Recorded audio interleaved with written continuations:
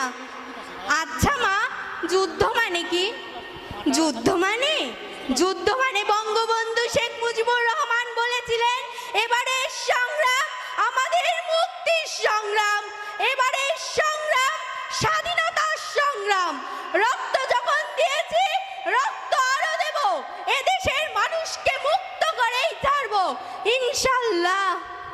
আচ্ছা মা, আমি তাহলে খেতে যাই।